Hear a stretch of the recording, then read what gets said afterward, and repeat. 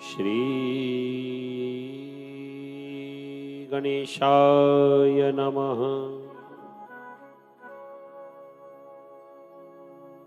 श्री गुरु चरण कमलेभ्यो नमः।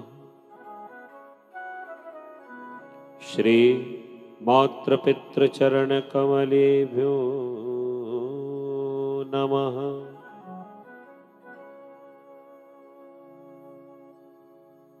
गजाननं भूतगणादिसेवितं कपित्थजम्बूफलचारुभक्षणम् उमासुतं शोकविनाशकारकं नमामि विघ्नेश्वरपादपङ्कजम्।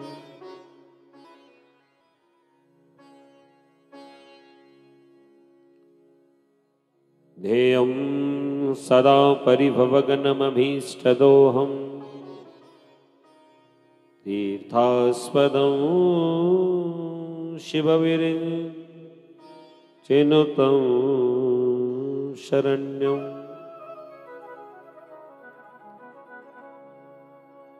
वृत्यार्तिहं प्रणतपालभवादिपोतम्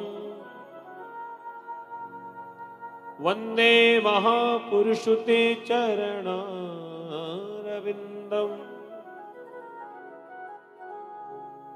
वंशी विभूषितकरानवनीरदाभा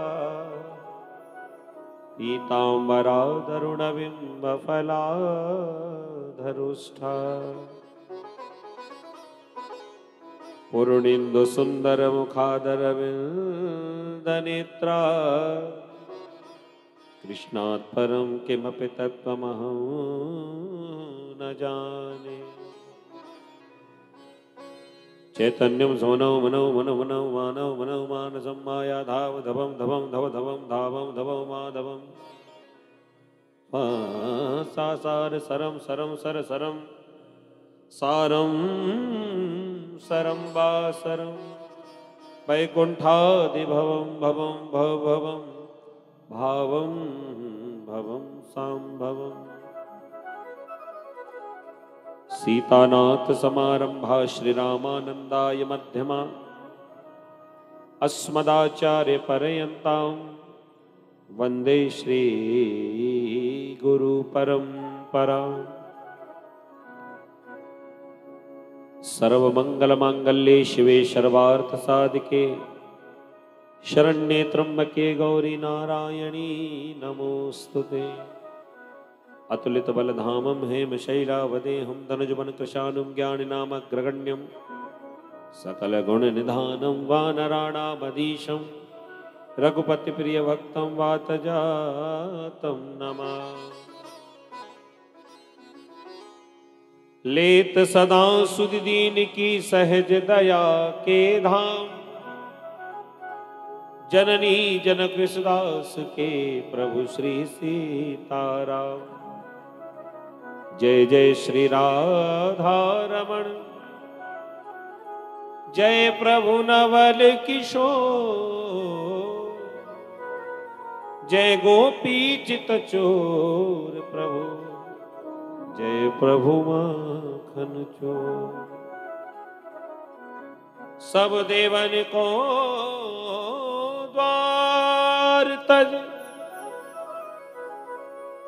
मैं आयो तुम्हारे द्वार। हे वृषभानु की लाडली न को मेरी ओर निहार।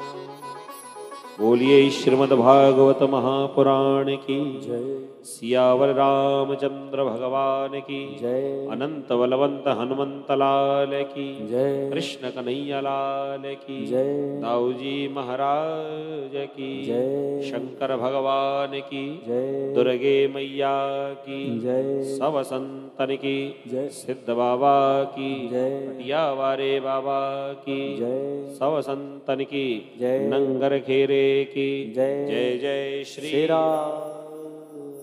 जय जय श्री राधे जय जय श्री राधे।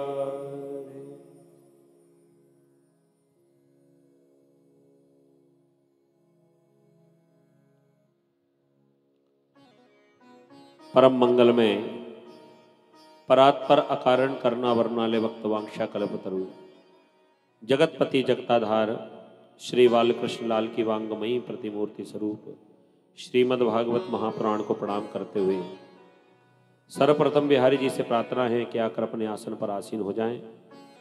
समस्त देवी देवताओं से प्रार्थना है कि आकर अपने स्थान को सुशोभित करें। मंचासीन उपस्थित विद्युजन ब्राह्मण देवता संत भगवान, दूर दूर से पधारे हुए अतिथिगण, ग्रामवासी क्षेत्रवासी, माताएं बहनें भाई बुजुर्ग बच्चे, जहां तक आवाज पहुंच रही है, आप सभी का श्री व्यासपीठ से हार्दिक स्वागत अभिनंदन। आप सभी के भीतर विराजे परमात्मा को मेरा बारंबार प्रणाम है। एक बार सब मिलकर कहेंगे जय जय श्री राधे। आज तो एकादशी है तो आवाज निकल नहीं रही है। अरे थोड़ा आवाज निकलना चाहिए। जय जय श्री राधे। हाँ, तो आइए आज षष्ठम सत्र की कथा में हम और आप प्रवेश करते हैं प्रभु का नाम लेते हुए। बोलिए भक्तवत्सल भगवान की। बहुत बढ़िया। बताइए दूर दूर से, ग्वालियर से, मुरैना से, न जाने कहां से भक्त लोग सिद्ध बाबा के कृपा से यहाँ एकत्रित हो रहे हैं और उन्हीं की कृपा से जंगल में मंगल भी हो रहे हैं। जीवन में कष्ट तो बहुत आते हैं, लेकिन भगवान का नाम एक ऐसा होता है कि जिसका सम्बल मिल जाए तो कष्टों का पता नहीं चलता। तो आए इसी भाव को लेकर चलते हैं। क्या कहना है?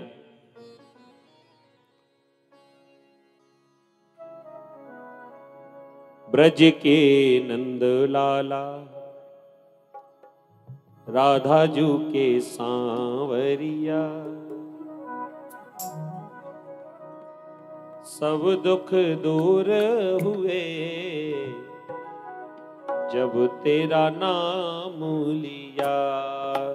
ब्रज के नंद लाला राधा जू के सांवरिया, सब दुख दूर हुए जब तेरा नाम लिया। सब दुख दूर हुए जब तेरा नाम लिया। सब दुख दूर हुए जब तेरा नाम लिया। सब दुख दूर हुए जब तेरा नाम लिया। मीरा पुकारे तुम्हें गिरधर गोपाला। मीरा पुकारे तुम्हें गिरधर गोपाला। बन गया अमृत में विष का भरा प्याला। बन गया अमृत में विष का भरा प्याला। विष का भरा प्याला। विष का भरा प्याला। कौन मिटाए उसे जिसे तूने राख दिया, सब दुख दूर हुए जब तेरा नाम लिया। सब दुख दूर हुए जब तेरा नाम लिया। हरि बोल।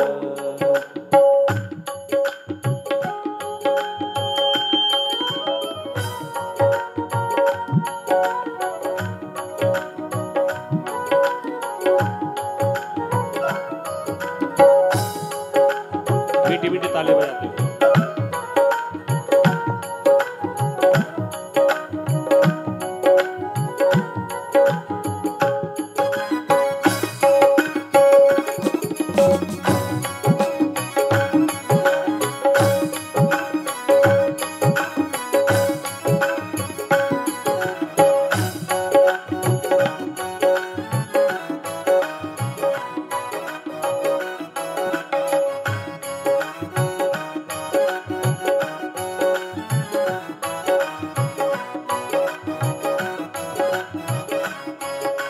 जब तेरे गोकुल में आई विपदा भारी, जब तेरे गोकुल में आई विपदा भारी, एक इशारे में सारी विपदा टारी, एक इशारे में सारी विपदा टारी, सारी विपदा टारी, सारी विपदा टारी।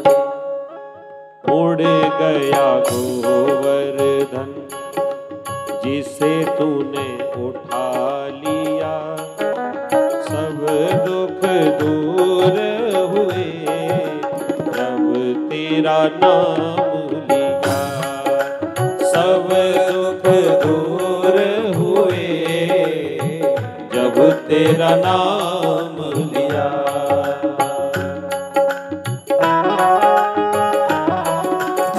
बोले कि राज महाराज की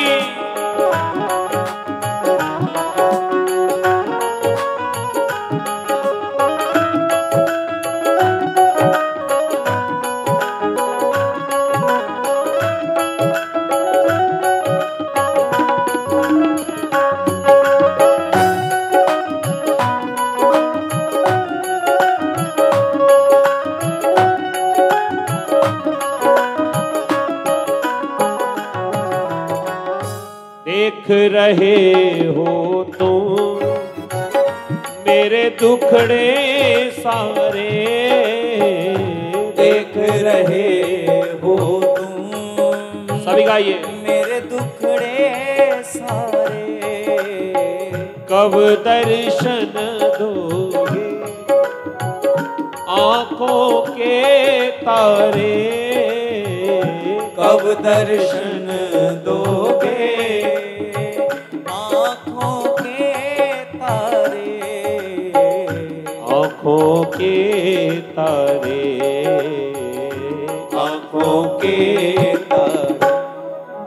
अधर पे मुरली धरी कांधे पे कामरिया, सब दुख दूर हुए जब तेरा नाम लिया, सब दुख दूर हुए जब तेरा नाम लिया। ओ ब्रज के नंद लाला राधा जू के सांवरिया, सब दुख दूर हुए जब तेरा नाम लिया, सब दुख दूर हुए जब तेरा नाम लिया। ओ सब दुख दूर हुए जब तेरा नाम लिया, सब दुख दूर हुए जब तेरा नाम लिया। जय जय राधे राधे राधे भजो राधे राधे राधे, जय जय राधे राधे राधे भजो राधे राधे राधे। भजो राधे राधे राधे मन राधे राधे राधे भजो राधे राधे राधे जय जय राधे राधे राधे बोलो राधे राधे राधे जय जय राधे राधे राधे बोलो राधे राधे राधे जय जय राधे राधे राधे बोलो राधे राधे राधे जय जय राधे राधे राधे बोलो राधे राधे राधे जय जय राधे राधे राधे बोलो राधे राधे राधे जय जय राधे राधे राधे बोलो राधे राधे राधे जय जय राधे राधे राधे बोलो राधे राधे राधे जय जय राधे राधे राधे बोलो राधे राधे राधे जय जय राधे राधे राधे बोलो राधे राधे राधे जय जय राधे राधे राधे बोलो राधे राधे राधे बोलो राधे राधे राधे राधे राधे राधे बोलो राधे राधे राधे जय जय राधे राधे जय जय राधे जय जय राधे राधे जय जय राधे राधे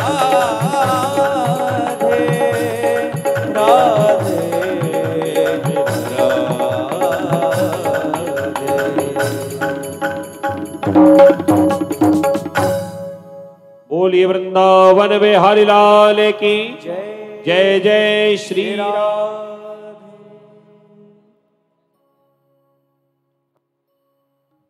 कल की कथा के प्रसंग में हमने श्रवण किया,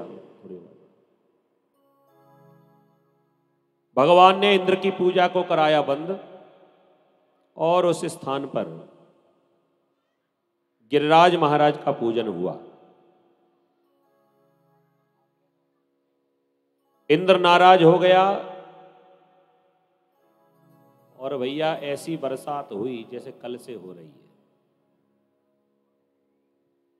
7 दिन 7 रात्रि बराबर बारिश होती रही।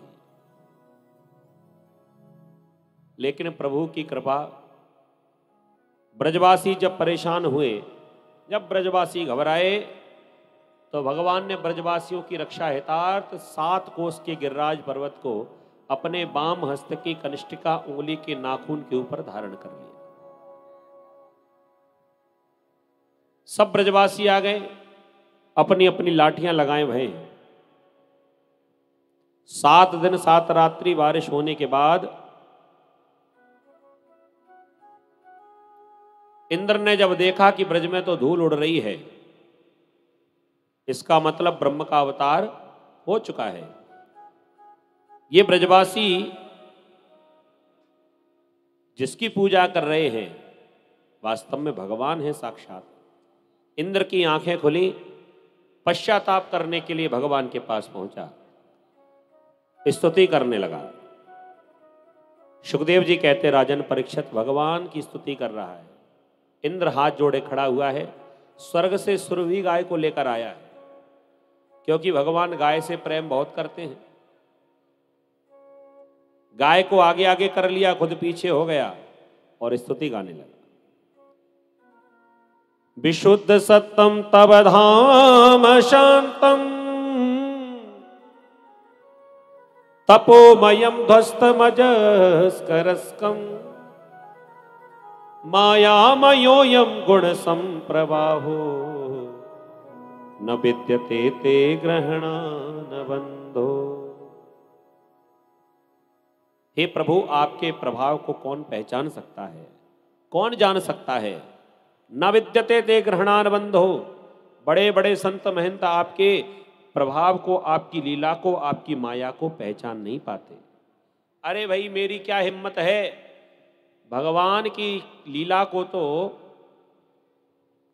बड़े बड़े ब्रह्मादिक जैसे देवता भी, अरे आपकी माया, आपकी लीला को ब्रह्मा जैसे देवता नहीं समझ पाए, तो महाराज मेरी पोस्ट तो बहुत छोटी है।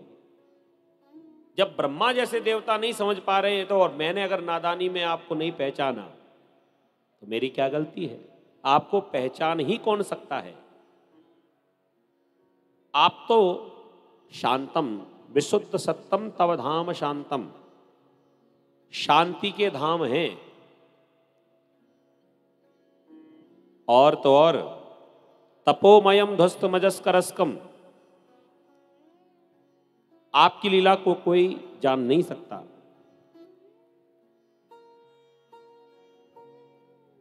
आपकी माया से मैं भी मोहित हो गया महाराज, इसलिए मैं तो केवल आपको प्रणाम कर सकता हूं, आपसे क्षमा मांग सकता हूं। अब महाराज मुझसे गलती हो गई, मुझे क्षमा करो। लेकिन आज मैं ये जान गया, संसार में यदि कोई बड़ा है तो महाराज आपसे बढ़कर कोई नहीं। मैं बार बार आपको नमस्कार करता हूं, प्रणाम करता हूं। नमस्तुभ्यं भगवते पुरुषाय महात्मने वासुदेवाय कृष्णाय पुरुषाय सात्वता पतये नमः। आपसे बढ़कर कोई नहीं।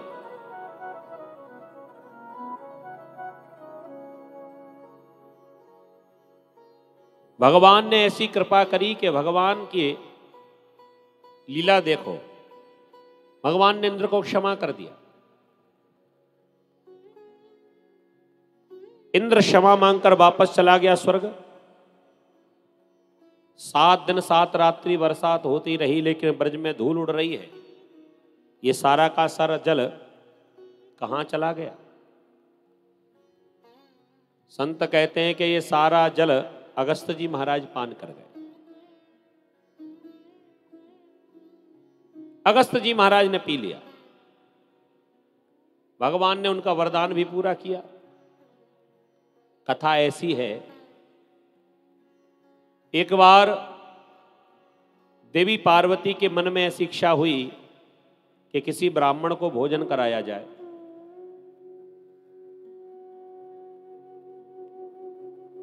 भोलेनाथ से कहा कि महाराज विवाह हो गया, 2 बच्चे हो गए, लेकिन हमने कभी ऐसे नहीं देखा कि आपके यहां पर किसी ब्राह्मण का निमंत्रण किया गया हो। मेरी ऐसी इच्छा है कि मैं एक ब्राह्मण को भोजन कराना चाहता हूं, कोई भी हो, अच्छे ब्राह्मण हो।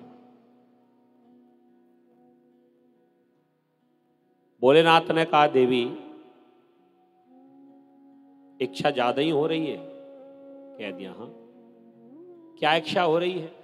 कह दिया मन में इच्छा तो ऐसी हो रही है कि बहुत सारे ब्राह्मणों को बुलाऊं, खूब चकाचक उन्हें भोजन कराऊं।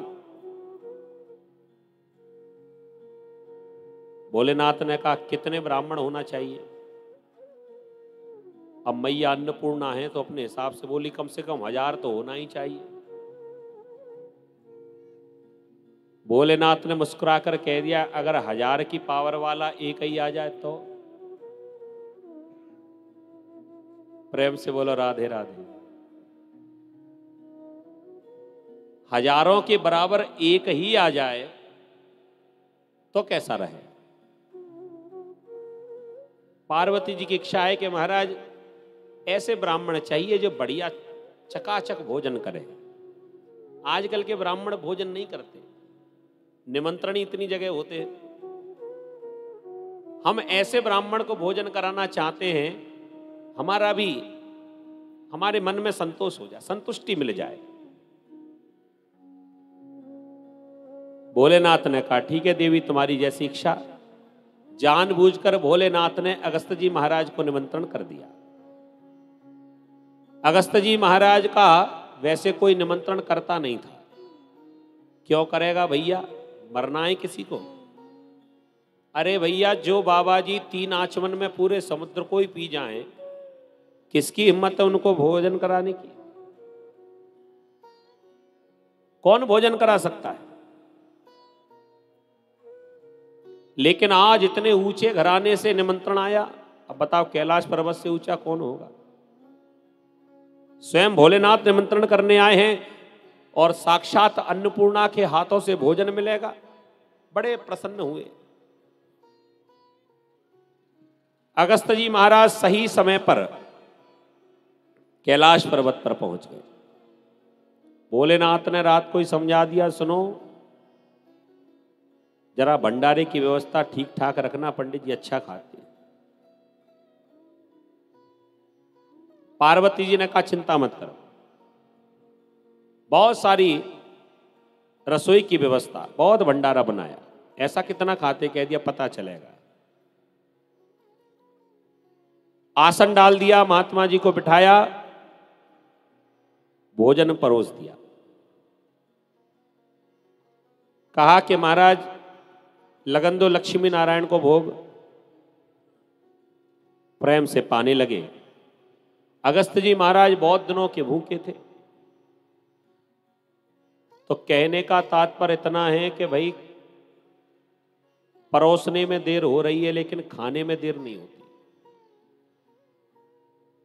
जब तक पूड़ी लाए मैया तब तक सब्जी खत्म, तब जब सब्जी लाए तो खीर खत्म, खीर लाए तो पकौड़ी खत्म, पकौड़ी लाए तो फिर पूड़ी खत्म। दौड़ लगाने लगी। 1 घंटा हो गया, 2 घंटा हो गया, 3 घंटे, 4 घंटे। महाराज ने तो सिर नीचा किया और बराबर खाते जा रहे। एक बार भी उठकर नहीं देखा। पार्वती ने सोचा कैसा बाबा है, ना तो ये बताता कि सब्जी अच्छी बनी है, कैसी बनी है, नमक मिर्ची कुछ बोलता ही नहीं, बराबर पाते जा रहे। सुबह से शाम होने को आई। अन्नपूर्णा मैया ने भी हिम्मत दिखाई, बराबर परोसती जा रही। जब सवेरे से शाम हो गई, अगस्त जी महाराज के मन में विचार आया कि मैया बार बार दौड़ रही हैं, इनको कष्ट हो रहा होगा। अब की बार सिर उठाया और कहा मैया आप हैरान हो रही होंगी। पार्वती ने कहा नहीं नहीं, हैरानी किस बात की, आप तो चकाचक पाइए महाराज। अच्छा कह दिया तो एक काम करो, काय को दौड़ भाग करती हो, आप तो ये बता दो बतौर कौन सी तरफ है। क्या करोगे? कह दिया देखो तुम तो इशारा कर दो कौन सी तरफ है। कह दिया इधर। अगस्त जी महाराज ने जो टेढ़ी दृष्टि करके बतौर की ओर देखा तो वहां से उड़ती हुई सामग्री सीधे थाली में और थाली से सीधे पेट में। मैया पार्वती जी अचंभित रह गई कि ये कैसी लीला, पूरा भंडारा ही समाप्त हो गया। अब तो दौड़ गई, भोलेनाथ के पास पहुंची, महाराज गजब हो गया। भोलेनाथ ने कहा नहीं नहीं, तुम्हारी इच्छा थी, अब संतुष्टि कर लो। तुम्हारी इच्छा थी, मेरी तो नहीं थी। अब पेट भरना पड़ेगा ब्राह्मण का, भूखा ब्राह्मण सिंह के समान। अब तो गणेश जी को बुलाया, रिद्धि सिद्धि को बुला लिया, जल्दी जल्दी पूड़ी बनाओ, कमी पड़ रही है। गणेश जी महाराज पूड़ी सेक रहे, रिद्धि सिद्धि बेल रही, लेकिन पूर्ति नहीं हो पा रही, घबरा गई। अब पार्वती को ध्यान आया कि सवेरे से भोजन कर रहे हैं लेकिन पानी तो एक बार भी नहीं पिया। शायद बाबा जी भूल गए होंगे स्वाद में। पार्वती जी ने याद दिलाया, महाराज आधो भोजन है जाए तो पानी पी लेना। नियम है ना, मध्य मध्य जलम आचमन नियम। बीच बीच में थोड़ा थोड़ा, पेट भर के नहीं, बीच बीच में थोड़ा थोड़ा, एक एक घूंट पानी तो कम से कम पीना ही। सिर हिला दिया। हाँ, पार्वती ने कहा बाबा सिर हिला रहा, पी रहा नहीं। फिर याद दिलाया, महाराज बीच बीच में पानी, आधो भोजन है जाए तो पानी पी लेना। बाबा जी को लगा कि अब जवाब देना ही पड़ेगा। अगस्त जी कहने लगे मैया हमें मालूम है कि बीच में पानी पीना है। पार्वती ने कहा तो पीते क्यों नहीं? कह दिया पहले बीच तो आए, जब बीच आ जाएगा तो पानी पी लेंगे अपने आप। माता ठोका, राम राम, पूरा दिन हो गया, बतौर खाली हो गई, पूड़ियों की पूर्ति नहीं हो पा रही और महाराज का बीच ही नहीं आया। अब तो समस्या। पति देवता ने कह दिया हमारी कोई गारंटी नहीं है, तुम जानो तुम्हारा काम जाने। भोलेनाथ से कहा न जाने कहां से भूखे बंगाली ऐसे महाराज को बुला लाए हो। कह दिया अब तुमने कहा था, हमने निमंत्रण कर दिया, वापस तो नहीं जाएंगे, इनका पेट भरना चाहिए। जब पति ने ध्यान नहीं दिया, आज मन में घबराने लगी, मेरी बात खराब होने वाली, ये दुनिया मुझे अन्नपूर्णा कैसे कहेगी। तो जगतपति के चरणों में ध्यान लगा दिया, महाराज हे प्रभु आज मेरी लाज रखो। भगवान तो बड़े दयालु और तुरंत ही एक ब्राह्मण का रूप बनाकर छोटे से बालक के रूप में और वहां प्रकट हो गए और आवाज लगाने लगे, मैया बड़ी जोर की भूख लगी है, भोजन बनो है तो ले आओ। पार्वती ने माथा ठोका, एक पंडित जी का पेट भरा नहीं, दूसरे और आ गए। हे प्रभु ये कैसी सहायता कर रहे हो। भगवान तो लाज बचाने ही आए थे। भोलेनाथ सर्वांतरयामी तुरंत समझ गए कि प्रभु बचाने आ गए। भोलेनाथ ने प्रेरणा दी, पार्वती से कहा सुनो, एक का निमंत्रण दिया था तब आए हैं और दूसरे पंडित जी बिना बुलाए आए हैं, तो ध्यान रखो, अब आ तो गए हैं, इन्हें भी भोजन कराना पड़ेगा। आसन डाल दिया, बगल में बैठ गए। पार्वती ने भीतर जाकर देखा कुछ है ही नहीं बतौर में, भंडारा पूरा खाली। फिर ध्यान दिया कि एक पूड़ी कहीं नीचे गिर गई थी, उठा ली उस पूड़ी को। थोड़ी सी कढ़ाई में सब्जी लगी थी, उसको लिया, थोड़ी सी सब्जी, एक पूड़ी रखा, कह दिया महाराज लगाओ भोग। और भगवान ने एक पूड़ी के 2 ग्रास किए, छोटी सी पूड़ी, आधा ग्रास खाया, सब्जी से लगाया और हाथ धोकर पानी पीकर खड़े हो गए। अब हम तो सब जानते ही हैं, बीच में संतों की पंक्ति का नियम है, अगर बीच में कोई आचमन कर ले तो फिर बाकी संत भोजन नहीं करते, वो पंगत जूठी मानी जाती है। और जैसे ही भगवान ने आचमन किया तो अगस्त्य जी महाराज को क्रोध आया। अगस्त्य जी महाराज ने कहा, मूर्ख, ये तूने क्या किया? कितना आनंद आ रहा था भोजन में, तूने तो सब रंग में भंग फैला दिया। नाराज हो गए और लाल होते हुए कहने लगे पार्वती से, देवी अब हम भोजन नहीं कर पाएंगे। पार्वती की सांस में सांस आई, अब कराएंगे भी कहां से। लेकिन फिर भी जब बाहर आई, क्या कहा महाराज? कह दिया अब हम भोजन नहीं करेंगे। अरे महाराज ऐसे कैसे? पूड़ी ले आती हूं, सब्जी ले आती हूं, लड्डू ले आती हूं, किसी बात की कमी नहीं है। अगस्त्य जी कहने लगे, कमी तो मुझे दिखाई पड़ रही है, अगर ये बैरी नहीं आता तो तुम्हें बता देता। लेकिन ये छोटा सा बालक, 5 वर्ष से भी छोटी आयु है इसकी, नहीं तो अभी इसे भी शाप दे के भस्म कर देता। अब मैं भोजन तो नहीं करूंगा, जल की व्यवस्था की जाए। दौड़कर भोलेनाथ के पास गई, महाराज गंगा से कहो वो ही पूर्ति कर पाएगी। गंगा मैया ने हाथ जोड़कर कह दिया, ये बाबा बड़ा खतरनाक है, समुद्र पी गया था पूरा, मेरा तो पता ही नहीं चलेगा कहां चली जाऊंगी। और संसार में अभी मुझे बहुत सारे पापियों का उद्धार करना है।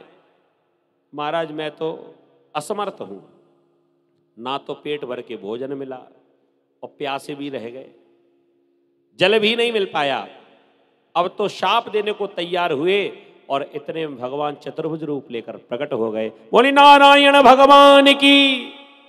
भगवान को देखा सो प्रणाम करने लगे, क्रोध शांत हुआ। भगवान ने आश्वासन दिया, बाबा जी अभी तो तुम्हारी पूर्ति नहीं हो पाई, लेकिन मैं तुम्हें वचन देता हूं, वरदान देता हूं, जब द्वापर में कृष्णावतार लेकर आऊंगा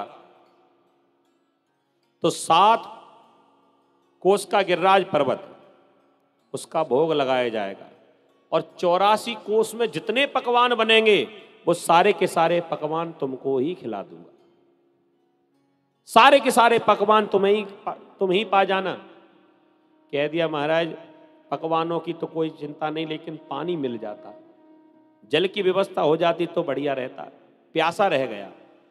भगवान ने कहा जल की व्यवस्था भी तभी होगी। 7 दिन 7 रात्रि बराबर मूसलाधार बारिश होगी तो वो पानी तुम्हें ही पीना पड़ेगा, वो जल आप ही पी जाना, दोनों ही काम बन जाएंगे। आपकी प्यास बुझेगी और हमारे ब्रज की रक्षा हो जाएगी। तो अगस्त्य जी महाराज ने सारे जल को पान कर लिया और ब्रजवासियों की रक्षा भगवान ने की। बोले गिरिराज धरन की। इंद्र क्षमा मांगकर वापस चला गया।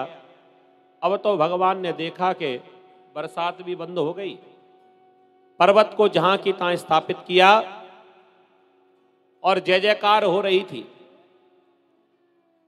मनसुका ने चारों ओर से अपने ग्वाल वालों को संग में लिया और घेर लिया कन्हैया को, भैया ये तैने ऐसो जादू दिखाए कैसे दियो, इतनो भारी भरकम पर्वत तैने उठाए लियो। भगवान ने मन में कहा चलो आज थोड़ा हंसी मजाक किया जाए। जब ब्रजवासी खड़े थे, गोपियां खड़ी थी, नंद बाबा खड़े हैं, मैया यशोदा खड़ी हैं और सब चर्चा कर रहे हैं आपस में कि ये तेने चमत्कार कैसे दिखायो। सो भगवान ने आज कह दिया कि हम भगवान हैं, हम जो चाहें सो कर सकते, हम भगवान हैं।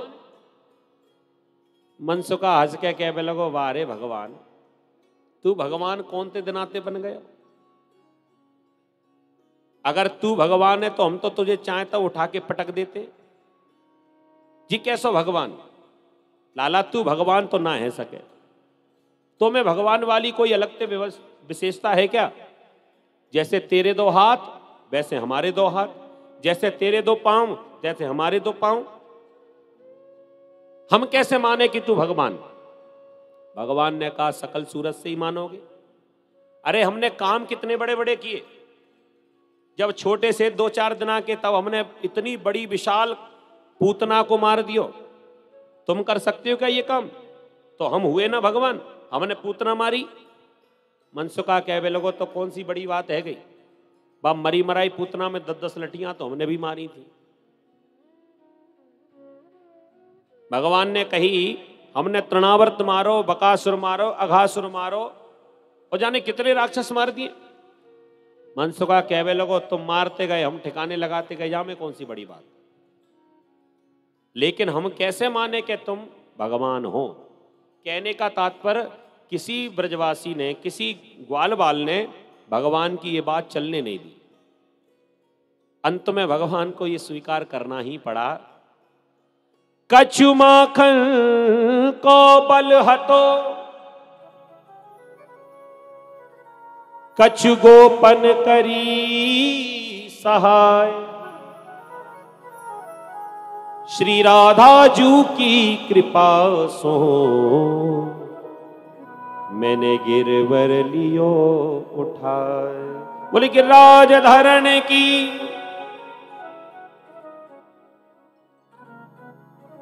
श्री सुखदेव जी महाराज वर्णन करते हैं, भगवान ने सभी को आनंद दिया, सभी को प्रसन्न कर दिया।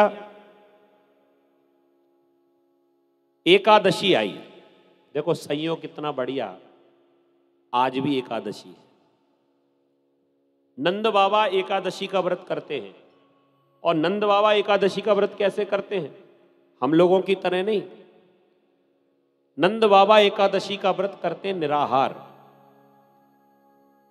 एकादश्याम निराहार समव्यर्च जनार्दनम स्नातु नंदस्तु कालिंद्याम द्वादश्याम जलमाविशत। एकादशी का व्रत नंद बाबा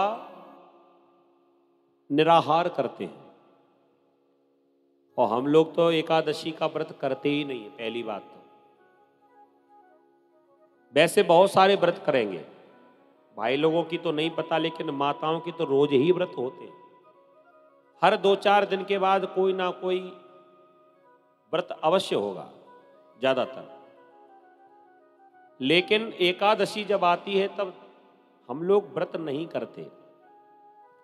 आपको बता दें, एकादशी का व्रत इतना महत्वपूर्ण है, जो भक्त एकादशी का व्रत करते हैं वो कभी नरक में नहीं जाते। एकादशी के व्रत का ये फल है। जो एकादशी का व्रत करते हैं भगवान उनसे बड़ा प्रेम करते हैं, इसलिए एकादशी का व्रत हमेशा करना चाहिए। कोई और व्रत करो अच्छी बात है, लेकिन एकादशी के व्रत में सारे ही व्रतों का फल समाया हुआ है। जैसे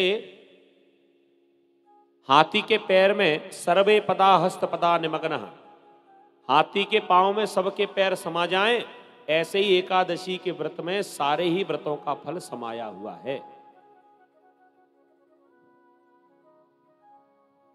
एकादशी का व्रत जरूर करना चाहिए। वैसे तो एकादशी का व्रत करते ही नहीं है, और कुछ लोग करते भी हैं, तो हमें लगता है कि एकादशी वाले दिन ज्यादा खाते हैं। सवेरे से ही खाना, वैसे तो 12 बजे भी खाएं, लेकिन एकादशी वाले दिन सवेरे 9 बजे से ही शुरू हो जाते हैं। बढ़िया रबड़ी, नमकीन आलू, कूटू के आटे की पूड़ियाँ, फलाहार, दूध, बर्फी, खोवा, अब हमारी समझ में ही नहीं आता ये फलाहार है कि फुल आहार है। ये तो फुल आहार हो गया, बचा ही क्या फिर। और भैया रोजे ही रबड़ी खावे को मिले तो ऐसी एकादशी तो रोजे ही बनी रहे। देखो जी, नियम है फलाहार का, तो एकादशी वाले दिन अगर हमारा मन नहीं मानता, देखो शरीर को कष्ट देना भी ठीक नहीं, तो भैया इतना पालो कि जिससे हमें आलस्य ना आए, थोड़ा कम। और भैया जो एकादशी का व्रत ना करते हो तो अच्छी बात है, नहीं करते तो अब शुरू कर देना। और ना कर पाए तो संत तो यहां तक कहते हैं कि प्रयास ये करो कि एकादशी वाले दिन अन्न ना खाएं। चावल और अन्न, ये दो चीजों का निषेध है। आपको मालूम है अन्न क्यों नहीं खाया जाता? एक बार पाप भगवान से जाकर निवेदन करने लगे, विनती करने लगे। संसार में जो पाप है ना, इन पापों ने भगवान से कहा कि महाराज आपने हमें क्यों बनाया? जब हमें कोई स्वीकार करना ही नहीं चाहता तो आपने हमें क्यों बनाया? और महाराज यदि आपने बनाया है तो हमें रहने को कोई स्थान बताओ। भगवान ने कहा ठीक है, चलो स्थान बताते हैं। तो भगवान ने पापों को स्थान दे दिया कि जाओ एकादशी वाले दिन अन्न में वास करो। अब भगवान ने तो ये स्थान इसलिए बताया था कि लोग एकादशी का व्रत करेंगे, उस दिन अन्न खाएंगे नहीं, पापों को भी जगह मिल जाएगी और जितने जीव हैं संसार के वो पापों से बच भी जाएंगे। लेकिन भगवान को क्या मालूम था कि एकादशी वाले दिन ज्यादा खाएंगे, इसलिए एकादशी वाले दिन यदि व्रत हो जाए तो अच्छी बात, और ना हो पाए तो कम से कम उस दिन अन्न नहीं खाना, और वस्तुएं हैं खाने को। नंद बाबा ने एकादशी का व्रत किया, रात्रि में समय का भान नहीं रहा, स्नान करने के लिए रात में ही पहुंच गए। वहां वरुण के दूतों का पहरा लगा हुआ था। देखो रात्रि में किसी नदी सरोवर में नहीं नहाना चाहिए, रात के समय वरुण के दूतों का पहरा लगा हुआ होता है। नंद बाबा को समय का भान नहीं रहा और नंद बाबा ने जो डुबकी लगाई वापस लौटे ही नहीं। वरुण के दूत पकड़कर ले गए, वरुण लोक में जाकर डाल दिया। सुखदेव जी कहते राजन परीक्षित, जब बाबा लौटे नहीं, मैया यशोदा को जब चिंता होने लगी, भगवान से कहा कि लाला तुम्हारे बाबा जब ते गए तब ते लौट के नहाए, जरा देखियो कहाँ रह गए। भगवान ने जैसे ही अंतर मन में झांक कर देखा, ध्यान लगा कर देखा, सो बाबा तो वरुण लोक में बंधे हुए पड़े हैं। तुरंत भगवान वरुण देवता के पास पहुंचे और वरुण देवता ने भगवान का स्वागत किया। आइए महाराज, कैसे आना हुआ? भगवान ने कहा हमारे पिताजी को तुमने क्यों बांध लिया? वरुण देवता कहने लगे जो सारे संसार का पिता होता है, भला उसका भी कोई पिता है? हमें तो मालूम ही नहीं था। आपके कौन पिता हो सकते हैं? कह दिया ये नंद बाबा मेरे पिताजी हैं। अब तो क्षमा मांगने लगा। महाराज अज्ञानता माम केना मूढ़ेना, अजानता माम केना मूढ़ेना कार्य वेदना आनी तोयम तत्पता तत् भवान छंतु मरेहति। अज्ञानता के कारण, अज्ञानता बस मुझसे ये पाप हो गया, मैं नहीं जानता था कि आपके पिताजी हैं, क्षमा कर दीजिए। नंद बाबा को वहां से लेकर आए, ब्रजवासियों को बैकुंठ का दर्शन कराया और उसके बाद दिव्य महाराज की लीला की। माताओं से निवेदन है अब बातचीत कम करें, कोई बात नहीं, आगे बैठने के लिए आगे आना भी पड़ता है। अब घर से 2 बजे निकलोगे तो फिर आगे बैठने को कैसे मिलेगा?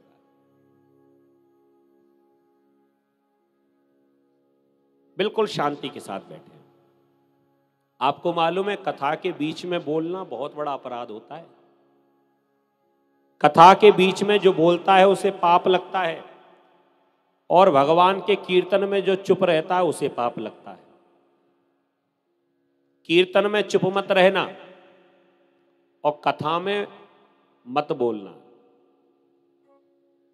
बहुत जरूरी कोई काम हो तो बिल्कुल शांति से, कम आवाज में, धीरे धीरे बात।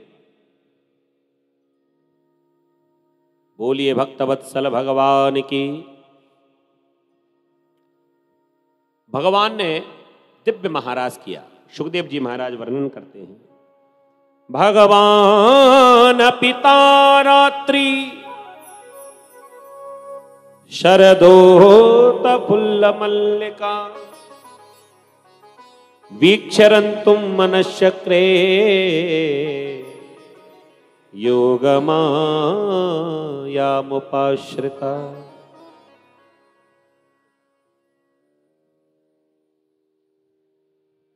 भगवान ने महाराज किया। ये कथा जब सुखदेव जी महाराज सुनाने लगे तो परीक्षित जी को बड़ी शंका हुई, महाराज क्षमा करिएगा, लेकिन आज तक मेरी ये समझ नहीं आया कि भगवान को महाराज करने की आवश्यकता क्या थी, क्या जरूरत थी।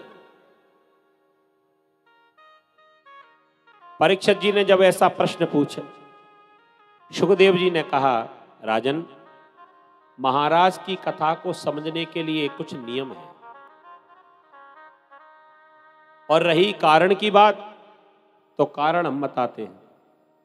कभी कभी हम भी शंका करने लग जाते हैं, आखिर भगवान को क्या आवश्यकता थी महाराज करने की।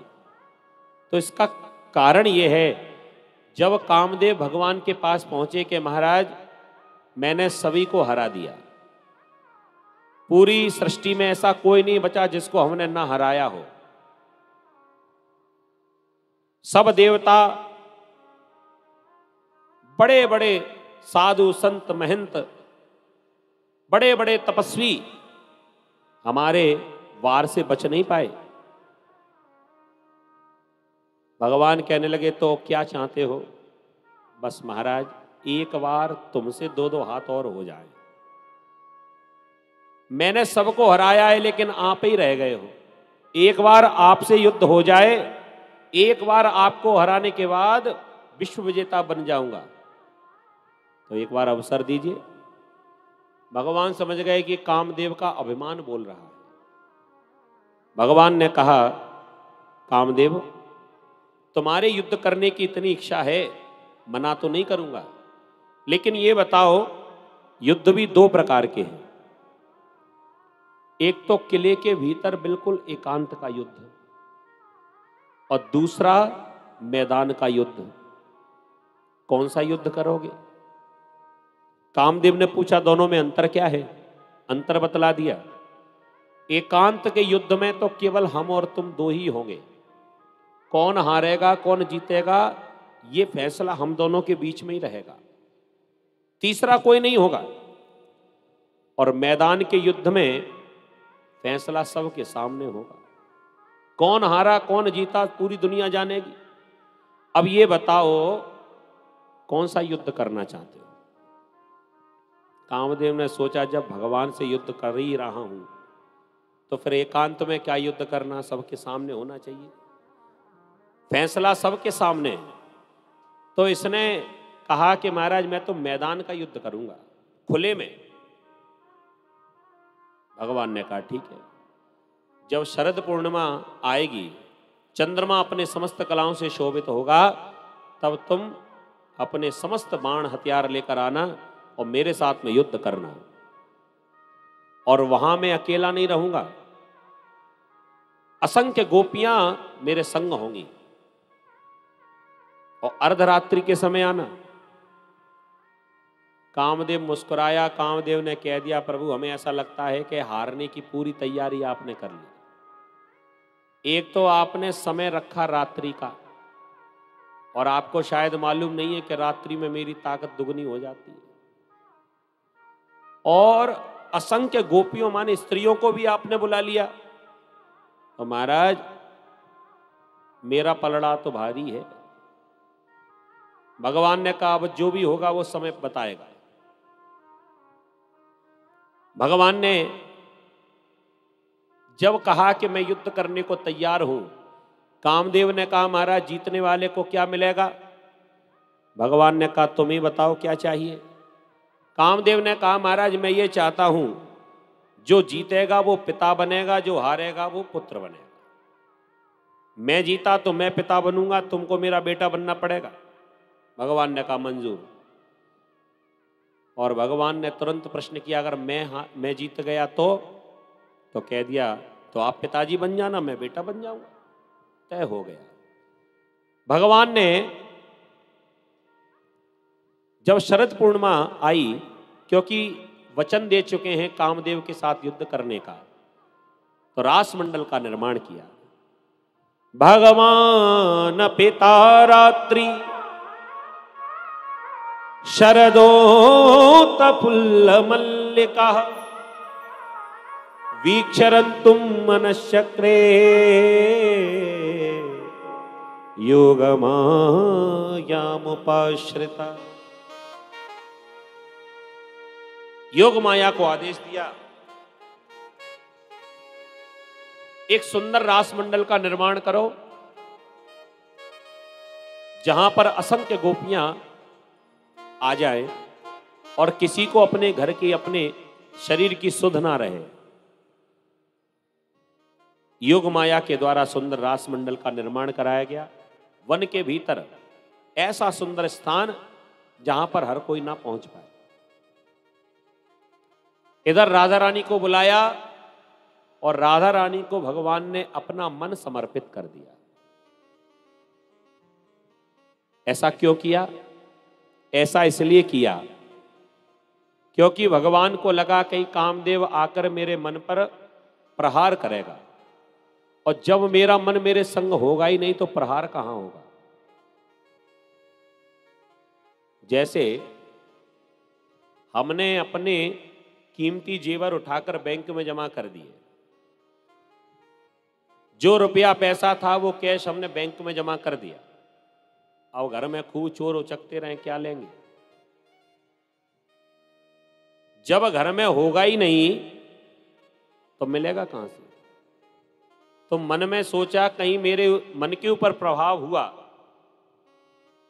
तो उससे पहले मैं अपना मन अपने से हटाकर कहीं और रख देता। जब भगवान के पास मन होगा ही नहीं तो प्रभाव कहां होगा?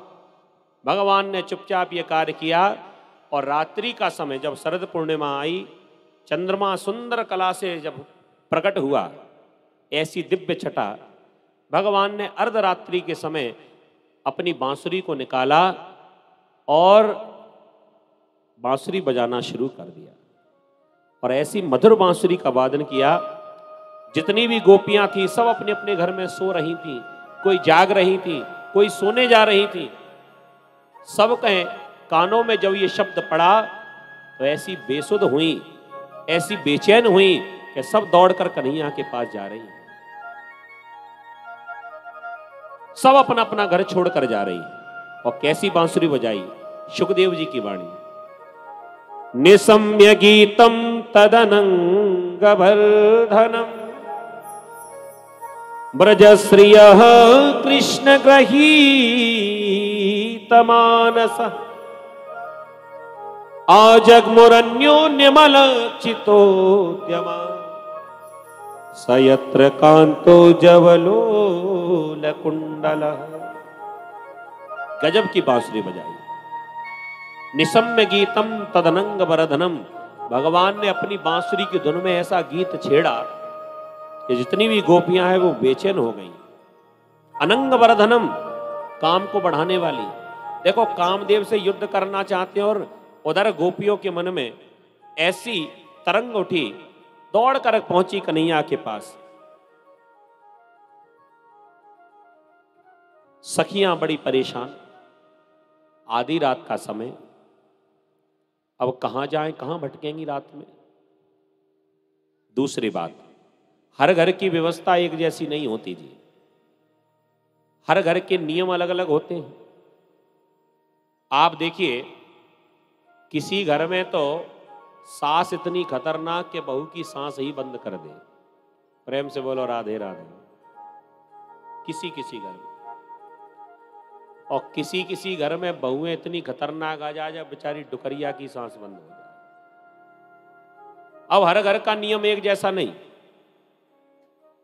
तो जिस घर में बहुओं की चलती थी, जिन्हें कोई रोक टोक नहीं थी,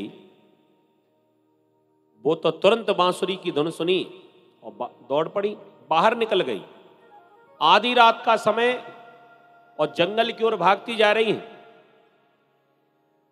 और भैया जा घर में सास का अनुशासन, और दरवाजे पे ही चारपाई बिछा के लेटी हुई है। अरे रात्रि की तो सपने में छोड़ दो, कोई दिन में बाहर निकल के बताए। अब वो बेचारी गोपियां क्या करें? तो जब घर से गोपियां बाहर ना निकल पाई, अब यहां दो प्रकार की गोपियां हैं। एक तो वो जो दौड़कर कन्हैया के पास पहुंच गई, और एक वो जो इच्छा होते हुए भी, मन होते हुए भी घर से बाहर नहीं जा पा रही है। तो जो गोपियां घर से बाहर नहीं जा पा रही हैं, उनका भाव अलग है, और जो पहुंच गई गोपी, उनका भाव अलग है। सुन लो दोनों के अलग अलग भाव। जो गोपियां घर में ही रह गई, जो घर से बाहर कदम नहीं रख पा रही हैं और बांसुरी कानों में पड़ रही है, तो वो क्या कहती हैं? आग लगे उन बांसन में जिन तेन किसी बैरिन बसुरी, नित भोर बजे नित सांझ बजे, सारी रात बजे कस के बसुरी। जब वंशी धुन बाजती है, मोरी दुखती है पसुरी पसुरी, हम ब्रज को बसिबो अब छोड़ चली, या ब्रज में बसुरी तू बसुरी। वो गोपियां जो घर में ही रह गई, वो ताना मार रही है कि तेरी बांसुरी में आग लग जाए, हमें सोने भी नहीं देती है। अब मन तो बहुत हो रहा है, लेकिन अब ऊपर से ही कहने लगे, अब इस ब्रज में हमारा रहना मुश्किल, अब तो एक ही रहेगी, या तो ये बांसुरी रहेगी या फिर हम रहेंगे। और जो गोपियां कन्हैया के पास पहुंच गई ना, उनका भाव बिल्कुल अलग है। वो तो बांसुरी में आग लगा रही थी, और ये गोपियां क्या कह रही हैं? श्याम कन्हई बाबा नंद की दुहाई, नेक बैसी तो बजाओ जैसे बादन बजाई, गौवन ने नीर छोड़ो बछुरन ने छीर छोड़ो, ब्रज की ब्रजबाला सब काम छोड़ धाई। और जब कन्हैया की बांसुरी बजी, एक एक शब्द गौर से सुनना, जब कन्हैया की बांसुरी बजी तो गोपियां ऐसी बेसुध हो गईं, कौन क्या कर रही है इनको ध्यान ही नहीं रहा। को गोपी पति की सेवा को त्यागवाई, को गोपी खीर में नमक डार आई, इन्हें होश ही नहीं था। को गोपी पति की सेवा को त्यागवाई, को गोपी खीर में नमक डार आई, श्री राधा रानी श्रृंगार करत महलन में, कंगना के धोके हाथ नथ पैरवाई। ऐसी बेसुध हुई, इतनी गजब की बांसुरी है। अब विचार करो, जब ऐसी बांसुरी कन्हैया ने बजाई कि राधा रानी भी बेसुध हो गई, तो बताओ गोपियों का क्या हाल हुआ होगा। तो भगवान बांसुरी बजाकर सब गोपियों को बुला रहे। अब जिनको बुलाना चाहते हैं वो तो आ गए, ठीक वैसे जैसे कथा में भगवान जिनको बुलाना चाहते हैं वो तो चाहे आंधी आए या तूफान, हम खड़े हैं सीना तान। इतनी विषम परिस्थिति में भी देखो आ गए आप लोग। अब बहुत से ऐसे भी होंगे जो बेचारे सोच रहे होंगे ये कब बंद होगा, तब हम भी निकलें कथा के लिए। उधर गोपियां दौड़ पड़ी, इन्हें चिंता किसी बात की नहीं। बाद में पति हमको डांटेगा, पीटेगा, नाराज होगा, हो सकता है कि हमें जीवन से ही निकाल दे, लेकिन जो होगा वो देखा जाएगा। अभी तो लगन भगवान से लग गई और दौड़कर कन्हैया के पास पहुंचा। भगवान ने कैसी मधुर बांसुरी बजाई। एक बार जरा हम भी श्रवण करके देखें थोड़ी देर के लिए, और मन में ये भाव बनाएं कि हम लोग वृंदावन में ही हैं, भगवान बांसुरी की धुन में हमको बुला रहे हैं। और गा लीजिए जरा, महारास हो रहा है, सब गोपियां एकत्रित हो रही हैं। और एक बात ध्यान रखना, इस महारास की कथा में जितने भी हैं ये सब गोपी भाव बनाकर आमे, क्योंकि नियम बना दिया है भगवान ने कि यहां पर केवल गोपियां ही आ सकती हैं, कोई दूसरा नहीं आएगा। अरे भोले बाबा को भी एंट्री नहीं मिली जब तक वो गोपी नहीं बन गए।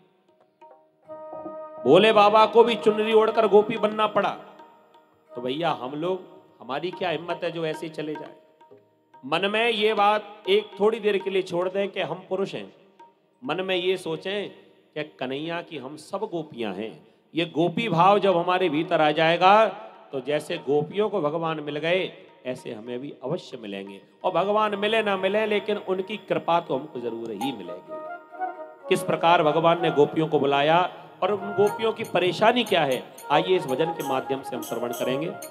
बोल बंसी वारे की जय। ओ कान्हा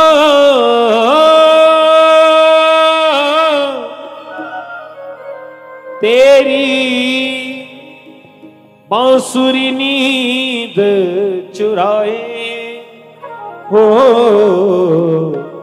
नींद चुरा के मुझे अपना बनाए, नींद चुरा के मुझे अपना बनाए, नींद चुरा के मुझे अपना बनाए, नींद चुरा के मुझे अपना बनाए। हो कान्हा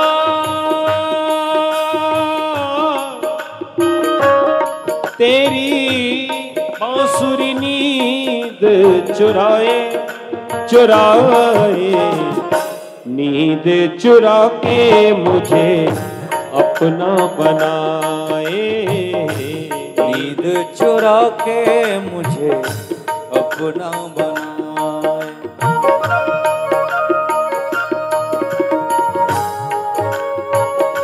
ताली बजाते हुए बोल बंशी वारी की।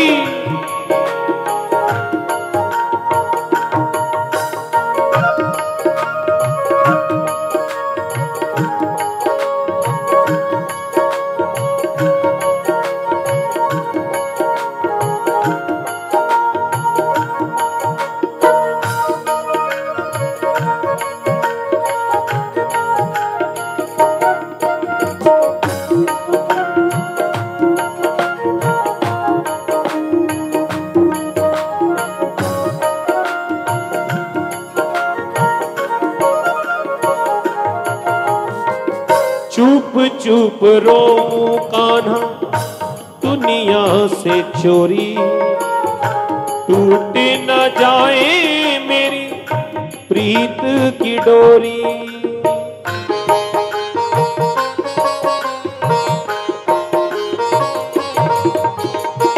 चुप चुप रो कान्हा दुनिया से चोरी, टूट न जाए मेरी प्रीत की डोरी, टूट न जाए मेरी प्रीत की डोरी। नैना भर भर आए वो तेरी याद सताए, वो नैना भर भर आए रे तेरी याद सताए रे।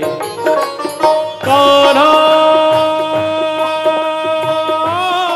तेरी बांसुरी नींद चुराए चुराए, नींद चुरा के मुझे अपना बनाए, नींद चुरा के मुझे अपना बनाए।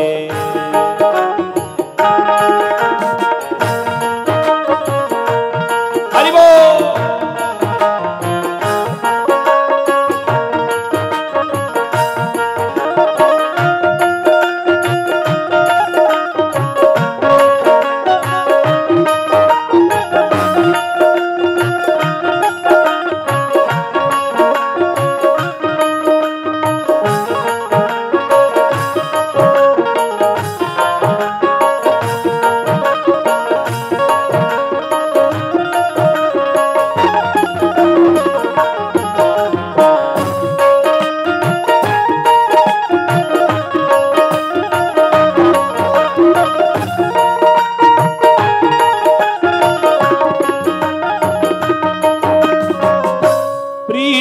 लगा के कान्हा बड़ा दुख पाया, एक पल भी मोहे चैन न आया।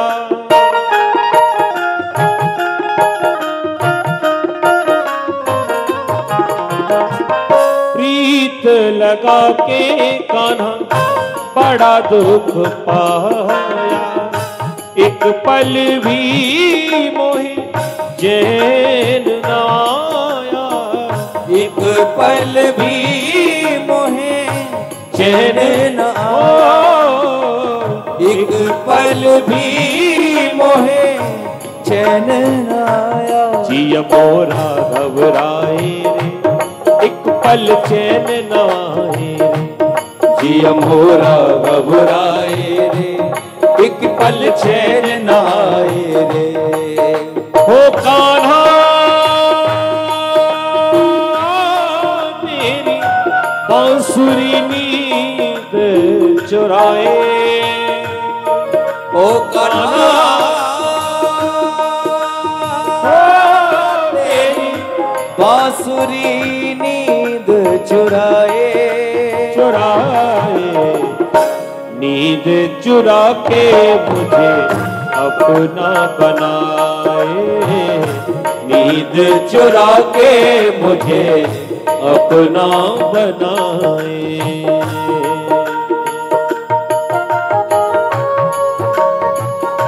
बोल वंशी वारे की।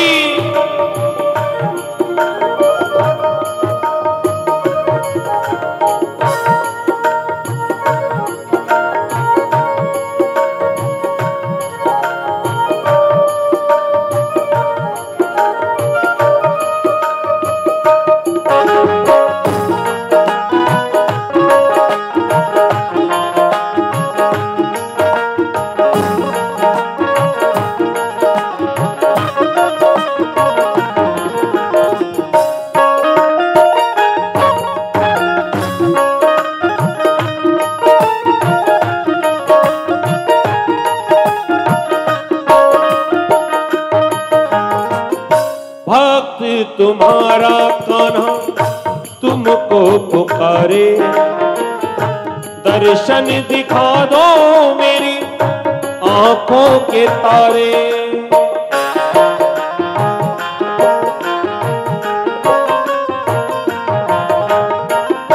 भक्त तुम्हारा कान्हा तुमको पुकारे, दर्शन दिखा दो मेरी आंखों के तारे।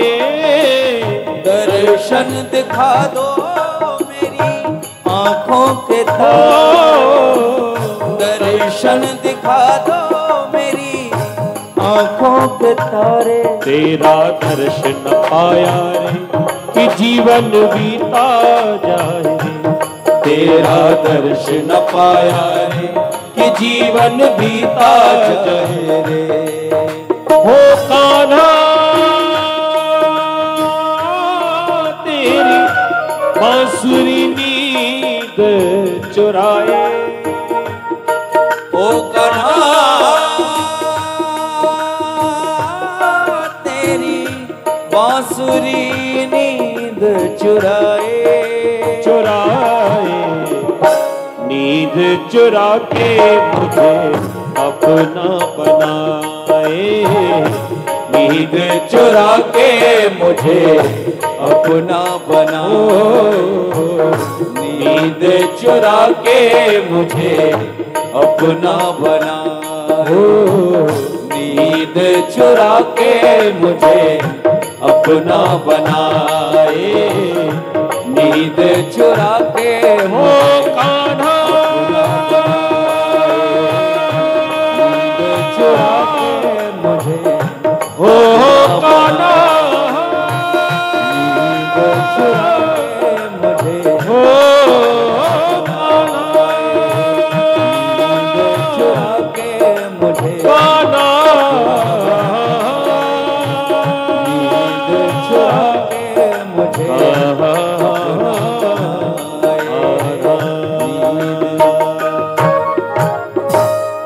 बोल वंशी वारे की जय जय जय श्री राम। इस प्रकार भगवान ने मधुर बांसुरी का वादन किया। सभी गोपियां दौड़कर भगवान के पास पहुंची।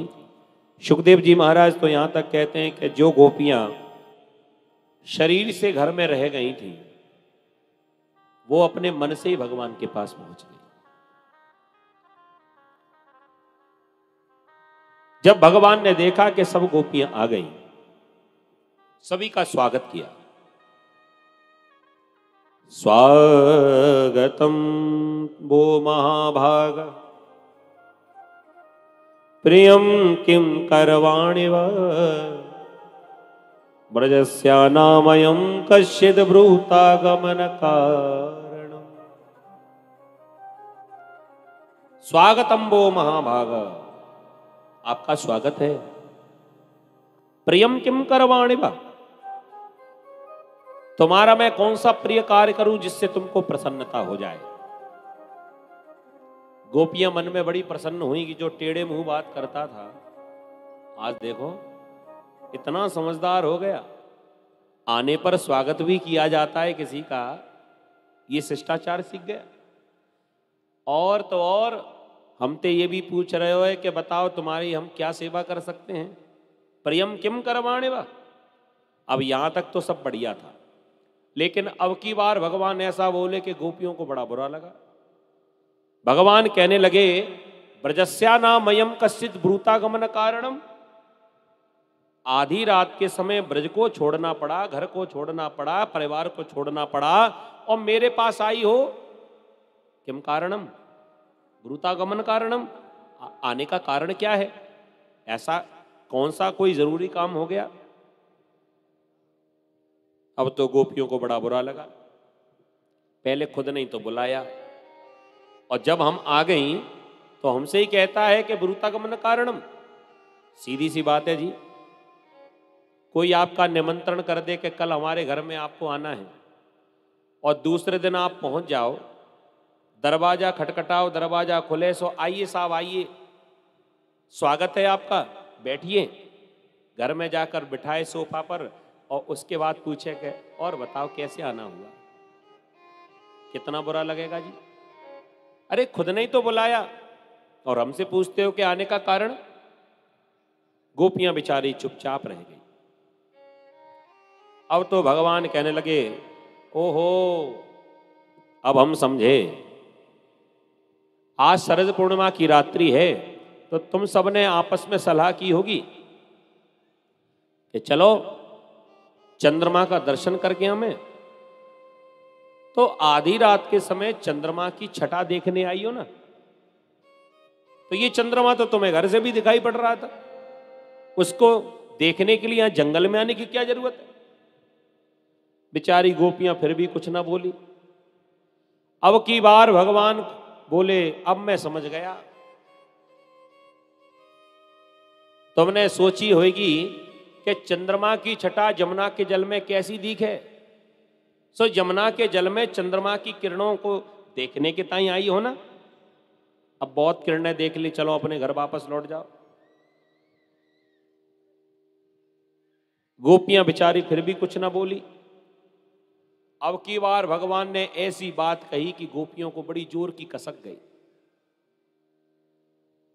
भगवान कहने लगे अच्छा मैं समझा, तुम्हारा तुम्हारे पतियों से हो गया झगड़ा, तो उनसे लड़ झगड़ कर तुम घर छोड़कर निकल आई। अरे गोपियों ये तो तुमने बहुत ही बुरा किया, ये अच्छी बात नहीं है। ऐसा कौन सा घर है जिसमें झगड़ा ना हो? हर परिवार में झगड़ा होता है, और पति पत्नी में झगड़ा ना हो ऐसा हो नहीं सकता। हर पति पत्नी में झगड़ा होता है, लेकिन इसका मतलब ये तो नहीं कि हम घर छोड़कर चले जाएं। भगवान कहने लगे ये अच्छे घर की बहुएं ऐसा काम नहीं करती, और जिसने अपने पति को त्याग दिया ये तो बहुत बड़ा पाप है। दुश्शीलो दुर्भगो वृद्धो जड़ो रोग्य धनो पेवा पति स्त्रीर्नः तब्यो लोके सुभिर्पातकी। पति चाहे जैसा भी हो, कभी पति का त्याग नहीं करना चाहिए। चाहे पति दुश्शील हो, चाहे उसके भीतर कोई गुण ना हो, चाहे रोगी हो, चाहे क्रोधी हो, लेकिन पति स्थिरवृना हातव्यो लोकेप से विरपातकी। यही बात रामचरितमानस में गोस्वामी तुलसीदास जी महाराज लिखते हैं। वृद्ध रोग बस जड़ धनहीना, अंध बधिर क्रोधी अति दीना। ऐसे हूं पति कर किए अपमाना, नारि पाय यमपुर दुख नाना। पति चाहे जैसा भी हो, त्याग नहीं करना चाहिए स्त्री को। और झगड़ा तो घर घर में ही होता है, भगवान समझा रहे। भैया पति पत्नी के झगड़े की क्या पूछो, बिना बात का झगड़ा। एक बार एक श्रीमान जी घर पहुंचे, पत्नी से कहा बड़ी जोर की भूख लगी है, भोजन लाओ। थाली परोसकर जैसे पति के सामने रखी, तो पति ने देखा रोटियां जो हैं उसमें घी नहीं लगा था, आज बिना घी की रोटी। नाराज हो गया इसी बात पर, और इतना नाराज हुआ कि चिल्लाने लगा, और चिल्ला चिल्ला कर कहने लगा, दिन भर मैं काम करता हूं और जब मैं लौट कर घर आऊं तो ये तेरी सूखी रोटी खाने के लिए मुझे खिला रही है सूखी रोटी, खुद खा रही है माल, 250 पड़ रही है लाल। तमाम बातें सुनाने लगा।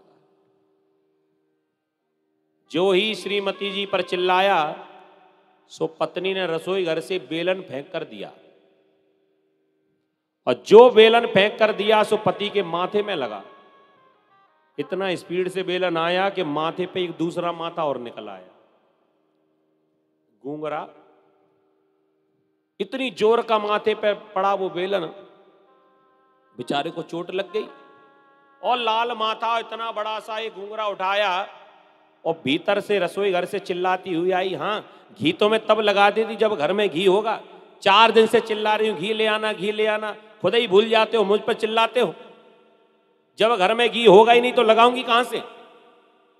पतिदेव को अपनी गलती का एहसास हुआ, गलती तो मेरी है, ये मुझसे कह तो रोज रही है लेकिन मुझे याद नहीं रहता।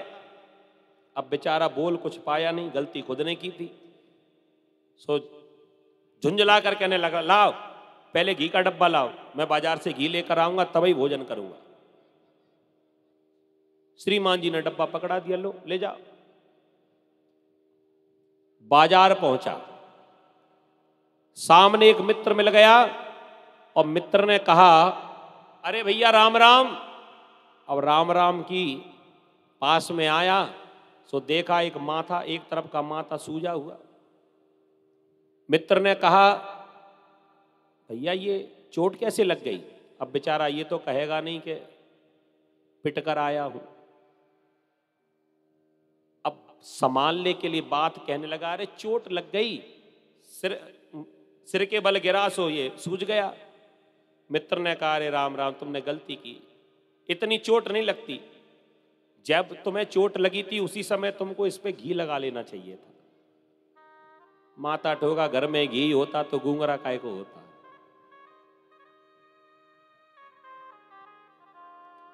तो भैया किस बात पर पति पत्नी में झगड़ा हो जाए कोई भरोसा नहीं। भगवान समझा रहे हैं कि अगर गुस्से में तुमने अपना घर छोड़ दिया ये तो बहुत बुरी बात है। स्त्री को कभी अपने घर को नहीं त्यागना चाहिए, पति चाहे जैसा भी हो। गोपियां कहने लगी, महाराज बड़ी लंबी चौड़ी कथा आपने सुनाई पति देव की। बैठ जाओ 2 मिनट के लिए, बैठ जाओ। बोलिए भक्तवत्सल भगवान की। आपने इतनी लंबी चौड़ी पति देवता पति परमेश्वर की कथा सुनाई है, तो एक पत्नी की कथा हम भी जानते हैं, जरा आपसे हम सुनाना चाहते, कहना चाहते हैं। बताइए। अब गोपियां कथा सुनाने लगी भगवान को। गोपियां उदाहरण से कहती हैं, महाराज एक पतिव्रता स्त्री थी,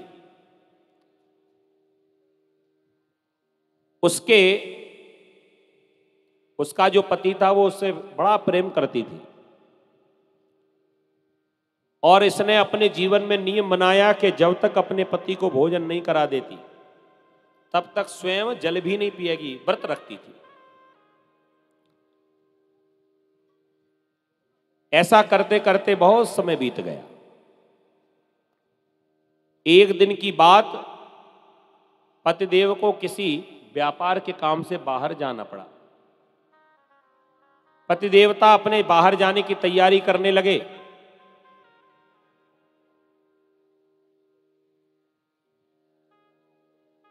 पत्नी ने कहा, स्वामी आप चले जाओगे तो मैं तो भूखी रह जाऊंगी। मैंने ऐसा व्रत लिया है कि जब तक आपको भोजन ना करा दूं तब तक मैं स्वयं जल भी नहीं पीऊंगी। अब महाराज आपके जाने के बाद फिर मेरा व्रत बेकार। पति ने कहा, जाना बहुत जरूरी है और मैं तुम्हें अपने साथ भी नहीं ले जा सकता, लेकिन एक बीच का रास्ता जरूर निकाल सकता हूं। क्या? पतिदेव अपने कमरे में गए और वहां से अपना ही चित्रपट उठा लाए, अपना फोटो, अपनी तस्वीर ले आए और श्रीमती से पूछा, ये बताओ कि ये कौन है, इसमें इस चित्र में कौन है? पत्नी ने कहा, आप ही तो हो। पति ने कहा कि जब तक मैं लौट कर ना आ जाऊं तब तक तुम इस पति की सेवा करना, जैसे मेरी सेवा करती हो वैसे इस चित्र के पति की सेवा करना।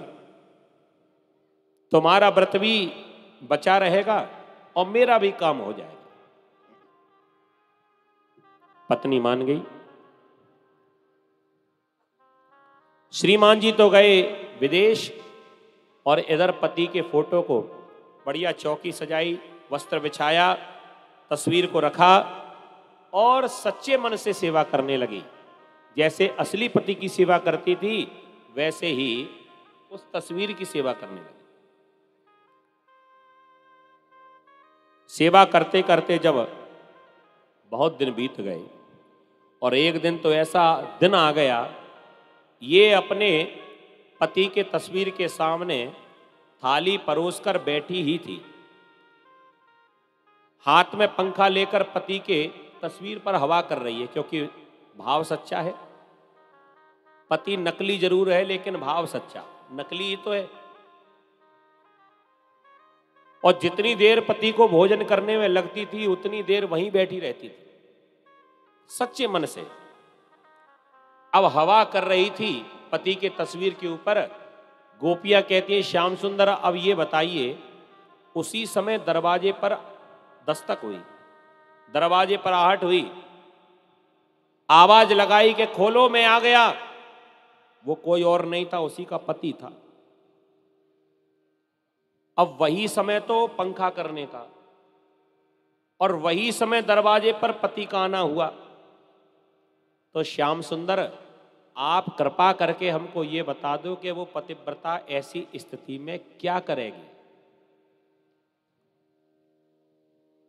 क्या वो अपने पति के चित्रपट पर हवा करती रहे वो ठीक रहेगा, या फिर वो असली पति के लिए दरवाजा खोले वो ठीक रहेगा? बताइए। भगवान ने कहा, इसमें भी क्या पूछने की बात है जी। नकली पति की सेवा तब तक जब तक असली नहीं आया, और जब असली दरवाजे पर आ ही गया है, जो हवा नकली के ऊपर कर रही है वो इतनी दूर से बेचारा चलकर आया है, उसके लिए दरवाजा खोल दे, उसे बिठाए, उसे जल पिलाए, उसके ऊपर हवा करे तो ज्यादा अच्छा होगा। गोपियां मुस्कुराकर कहने लगी, इतनी देर से हमको कथा सुनाए जा रहे हो पति परमेश्वर की, तो हमने और क्या किया है? जो वो पतिव्रता ने किया था वही हम गोपियों ने किया है। क्या मतलब? गोपियां कहने लगी, महाराज अभी भी नहीं समझे। अरे संसार के जो पति आपने हमको दिए थे वो तो एक फोटो की तरह थे। जब तक आप नहीं मिले तब तक हमने उन पतियों की सेवा की। वो है पति और आप हो परमेश्वर। जब तक पति की सेवा करोगे हो सकता है परमेश्वर ना मिले, लेकिन परमेश्वर ही साक्षात बुला रहे हो बांसुरी में, तो फिर हम किन पतियों के लिए खड़े रहते? क्योंकि संसार में सच्चे पति तो आप ही हो, क्योंकि पूरी दुनिया आपको क्या कहती है? जगत पति, जो सारे जगत का ही पति है। अब भला हमारा पति कोई और होगा? अरे आपके अलावा दुनिया में कोई दूसरा पति हो ही नहीं सकता। तो महाराज हम तो आपके पास दौड़ कर चली आई। अब जरा हिसाब लगाकर बताना कि हमने कौन सी अपनी मर्यादा का त्याग किया है। ये संसार के पति तो सब नकली है। मीराबाई का बड़ा सुंदर भाव है, ऐसे पति को क्या भरे जो जन्मे और मरी जाए, पति भरी ये मारा सांवरा, छोड़े लो अमर हुई जा। ये मीराबाई कह रही है। और द्वारिका नाथ से जब रुक्मिणी का विवाह हुआ, देवी रुक्मिणी क्या गाती हैं? ऐसी पहनू चूड़ी जो कबहू न टूटे, ऐसा बरु दुल्हा जो कबहू न छूटे, अटल सुहाग की बिंदिया लगा दो, मुझे श्याम सुंदर की दुल्हन बना दो। आपने सुना होगा, आओ मेरी सखियों मुझे मेहंदी लगा दो और मुझे श्याम सुंदर की कौन बना दो? जरा बोलो, दुल्हन बना दो। ये भाई लोग बैठे हैं, एक बात हम आपसे पूछना चाहते हैं। दुनिया में कोई भी स्त्री, भले ही तुम्हारी पत्नी ही क्यों ना हो, इस भजन को माइक पर चिल्ला चिल्ला कर गाए, आओ मेरी सखियों मुझे मेहंदी लगा दो और मुझे श्याम सुंदर की दुल्हन बना दो, बताओ आप नाराज होंगे क्या? सोचकर बताना। ऐसा कौन है जो अपनी पत्नी से नाराज हो जाए? आपके पति नाराज होंगे क्या? बताओ। नहीं हो सकते। प्रैक्टिकल कर लेना। कथा के बाद इस माइक पर चिल्ला कर गाना, खूब पतिदेव बगल में ही बैठे हो। अगर थोड़े बहुत भक्त प्रवृत्ति के होंगे तो तुम गाओगी और पतिदेव ताली बजाएंगे। हाँ बिल्कुल बनाएंगे। आओ मेरी सखियों मुझे मेहंदी लगा दो, मुझे श्याम सुंदर की दुल्हन बना दो। कोई बुराई नहीं है, क्योंकि पति देवता भी जानते हैं कि हम तो नकली हैं, असली तो वही हैं। और श्रीमती जी के छोड़ो, हमारे भी पति वही है। दुनिया में जो भी हो, जड़ हो, चेतन हो, जीव हो, स्त्री हो, पुरुष हो, कोई भी हो, उसके पति भगवान श्याम सुंदर ही तो हैं, भगवान नारायण ही तो हैं। तो कोई बुराई नहीं है, ना कोई पति नाराज होगा, ना किसी कन्या का पिता नाराज होगा। और नहीं तो प्रैक्टिकल करके देख लेना, पति का नाम, भगवान का नाम लोगे, पति नाराज नहीं होगा। और भगवान की जगह किसी और का नाम लेके देखना, और पति ने कहीं सुन लिया तो लाठी उठाएगा और ऐसी दुल्हन बनाएगा, ऐसा लगेगा जैसे हनुमान जी पे हाल ही चोला चढ़ा हो। हाँ, तो देखो ना कितना अंतर। जहां भगवान का नाम जुड़ गया, घर में कोई नाराज नहीं होगा। क्यों? क्योंकि सच्चे पति तो भगवान ही हैं, और सच्चाई को झुठलाया नहीं जा सकता। तो भगवान से गोपियां कह रही, महाराज हमने मर्यादा का उल्लंघन नहीं किया। अरे सच्चे पति तो आप ही हो। भगवान प्रसन्न हो गए गोपियों के भाव को देखकर, और तुरंत कहा कि हम तो तुम्हारी परीक्षा कर रहे थे, आओ महाराज के लिए तुमको पुकारा है, तो आओ दिव्य महारास आरंभ करते हैं। भगवान ने महारास आरंभ किया। कामदेव आ गया अपने बाण लेकर, हथियार लेकर, और भगवान ने अलग अलग मंडल बनाए। एक मंडल में 4 गोपी और अकेले कृष्ण, एक मंडल में 3 गोपी के बीच में कृष्ण, एक एक मंडल में दो गोपी के बीच में एक कृष्ण, और एक ऐसा मंडल था जिसमें एक ही गोपी और एक ही कृष्ण। अंगना मंगना मंथरे माधवा, और झूमकर सब गोपियों के मध्य में भगवान नाचने लगे। और केवल भगवान ही नहीं, सब गोपियां नाच रही हैं। और देखो ना कौन कौन नाचा, सब गोपियां बनकर आकर भगवान के इस दिव्य महारास में थोड़ा थोड़ा आनंद ले रहे हैं। देवी देवता भी आ गए भेष बदल बदल कर। और कौन कौन आया? राधा नाचे, कृष्णा नाचे, नाचे गोपी जन, मन मेरो बन गयो सखीरी पावन वृंदावन। हाँ, राधा नाचे, कृष्णा नाचे, नाचे गोपी जन, मन मेरो बन गयो सखीरी पावन वृंदावन। सूरज नाचे, चंदा नाचे, नाचे तारागण। सूरज नाचे, चंदा नाचे, नाचे तारा। हो, सूरज नाचे, चंदा नाचे तारा। क्योंकि मन मेरो बन गयो सखीरी, मन मेरो बन गयो सखीरी पावन वृंदावन। राधा नाचे, कृष्णा नाचे, नाचे गोपी जन, मन मेरो बन गयो सखीरी पावन वृंदावन। राधा नाचे, कृष्णा नाचे, नाच गोपी जन, मन मेरो बन गयो सखीरी पावन वृंदावन। गंगा नाचे, जमुना नाचे, नाचे सरयू संग। गंगा नाचे, जमुना नाचे, सभी नाच रहे हैं। सरयू संग। अरे गंगा नाचे, यमुना नाचे, नाचे सरयू संग। गंगा नाचे, नाचे सरयू संग। क्योंकि मन मेरो बन गयो सखीरी, मेरो बन गयो सखीरी पावन वृंदावन। राधा नाचे, कृष्णा नाचे, नाचे गोपी जन, मन मेरो बन गयो सखीरी पावन वृंदावन। राधा नाचे, कृष्णा नाचे, नाच गोपी जन, मन मेरो बन गयो सखीरी पावन वृंदावन। सखीरी मन मेरो बन गयो सखीरी पावन वृंदावन। ओहो मन मेरो बन गयो सखीरी पावन वृंदावन। बोली रास बिहारी सरकार की जय। बड़ा सुंदर रास हुआ। जब गोपियों के मध्य में भगवान नाचने लगे, वहां गोपियों को अपनी सुंदरता का अभिमान हुआ। देखो भगवान ने रास तो रचाया ही, सब गोपियों को आनंद दिया, लेकिन जब गोपियों को अपनी सुंदरता पर अभिमान होने लगा तो भगवान ने सबक भी सिखा दिया। भगवान ने जब देखा कि गोपियों को अपनी सुंदरता पर मद हो गया, सौंदर्य मद हो गया, तो भगवान ने तुरंत लीला की। देखो भगवान सब कुछ देख सकते हैं, लेकिन अपने भक्त के भीतर अभिमान के कण कभी नहीं देखते। और कभी मन में अभिमान आ जाए और भगवान का भक्त हो तो ध्यान रखना, ऐसी लीला करेंगे कि अभिमान चूर चूर। अरे बड़े बड़े दुष्टों का अभिमान नहीं चलने दिया तो भक्तों का अभिमान तो कहां तक चलेगा। जब सौंदर्य मद हुआ, भगवान ने तुरंत ही एक लीला कर दी। नाचते नाचते भगवान अंतर्ध्यान हो गए।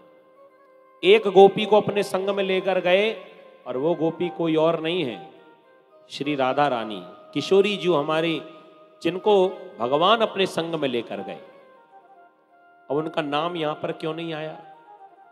तो आप लोग तो सभी कथा के प्रेमी हैं, श्रोता हैं और अच्छे श्रोता हैं। आप सभी को मालूम भी होगा कि भागवत की कथा में कहीं भी स्पष्ट रूप से राधा नाम आया ही नहीं। उसका कारण भी मालूम होगा, क्योंकि इस कथा का लेखन व्यास जी महाराज ने कराया। व्यास जी महाराज ने ये विचार किया, जरा देखें तो भविष्य में इस कथा को, इस भागवत को पढ़ेगा कौन, सुनाएगा कौन? तो त्रिकाल दृष्टा व्यास जी महाराज ने देखा कि उन्हीं का पुत्र सुखदेव परीक्षित जी को 7 दिन के भीतर कथा सुना रहे। व्यास जी महाराज इतने विद्वान थे, जहां जहां राधा नाम लिखा वहां वहां से हटाकर और छुपा दिया, क्योंकि व्यास जी ये भी जानते हैं कि मेरा बेटा सुखदेव राधा रानी से इतना प्रेम करता है, इतना बड़ा भक्त है कि मुंह से नाम निकलते ही उनको समाधि लग जाती है और कहीं कथा सुनाते सुनाते राधा नाम मुंह से निकल गया तो परीक्षित तो बैठे रह जाएंगे और सुखदेव समाधि में चले जाएंगे। इसलिए मैं ऐसी गलती ही ना करूं। तो जहां भी राधा नाम लिखना था वहां राधा नाम छुपा दिया। स्पष्ट रूप से कहीं भागवत में नाम नहीं आया, लेकिन राधा के बिना श्याम तो आधे हैं। श्री कहकर संबोधित किया। प्रत्येक श्लोक में राधा तत्व छुपा हुआ है। राधा कौन है? भगवान कृष्ण की आराधनी शक्ति है श्री राधा रानी। जैसे एक होता है शरीर और एक है उसके भीतर आत्मा, तो ऐसे समझ लीजिए कि भगवान कृष्ण है शरीर और आत्मा है श्री राधा रानी। दोनों के मेल के बिना काम नहीं हो सकता। इधर राधा रानी को भगवान संग में लेकर गए। आगे चलकर एक और लीला हुई। आगे चलकर भगवान ने श्री राधा रानी को भी छोड़ दिया। किशोरी जी को क्यों छोड़ा? किशोरी जी को इसलिए छोड़ा क्योंकि कहीं ना कहीं भगवान को ऐसा लगा कि वो गोपियां कहीं मेरे विरह में प्राण न त्याग दें, इसलिए राधा रानी को यहां छोड़ना ठीक है, जाकर उन गोपियों को संभाल लेंगे।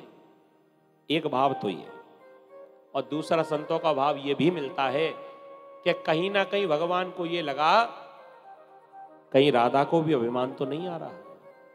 मन में झांक कर देखा सो राधा रानी अपने भाग्य पर इतरा रही थी।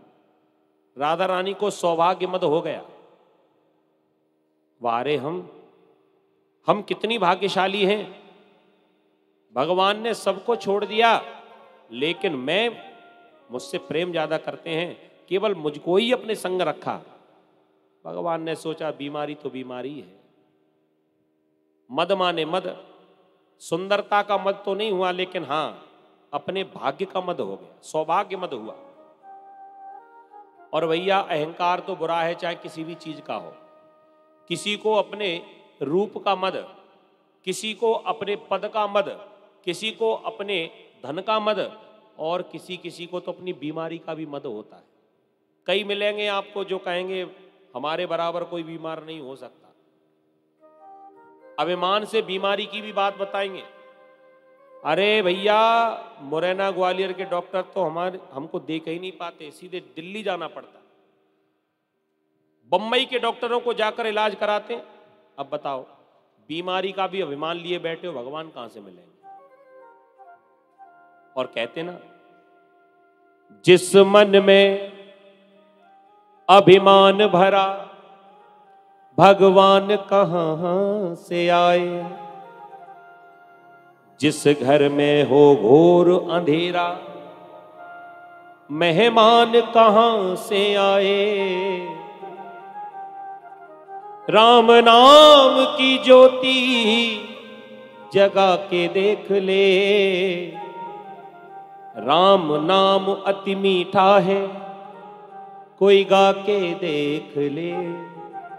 आ जाते हैं राम कोई बुला के देख ले। इसलिए अभिमान नहीं करना चाहिए। भगवान ने राधा रानी को भी छोड़ दिया। श्री सुखदेव जी महाराज वर्णन करते हैं, भगवान जब अंतर्ध्यान हुए तो राधा रानी भटकने लगी, ढूंढने लगी। गोपियों से जाकर मिली, गोपियां भी रो रही थी, हमारे श्याम सुंदर कहां हैं? जब राधा रानी से मिलना हुआ, गोपियों ने राधा रानी से पूछा। किशोरी जी कहने लगी कि अभी तो मेरे संग थे, पता नहीं मुझे भी छोड़कर चले गए, अब वापस कैसे मिलेंगे? गोपियों ने कहा तुम एक काम करो, कन्हैया की बांसुरी बजाना शुरू कर दो। चाहे कुछ करने आए ना आए, लेकिन हां बांसुरी वापस लेने जरूर आएगा। और जब कन्हैया बांसुरी लेने आएगा तो हम तैयार खड़ी रहेंगी, वो पकड़ लेंगी, फिर जाने नहीं देंगी। श्री राधा रानी ने कहा मैं सारे काम कर सकती हूं, लेकिन बांसुरी को नहीं बजा सकती। कारण बतलाने लगी। मोर पखा सिर ऊपर राखे हूं, गुंज की माल गले पहरोंगी। मैं सारे काम कर सकती हूं, कृष्ण की तरह मोर मुकुट पहन सकती हूं, गुंज की माल पहन सकती हूं, और तो और गैया चरा सकती हूं, गिरिराज पर्वत उठा सकती हूं, सारे काम कर सकती हूं। मोर पका सिर ऊपर राखी हूं, गुंज की माल गले पहरोंगी। भावत वो ही मेरी रस खान, तुम्हारे कहे सब स्वांग रचोंगी। क्या क्या कर सकती हैं? ओढ़ पीतांबर ले लकुटी, वन गोधन गायन संग फिरोंगी। पर कर क्या नहीं सकती?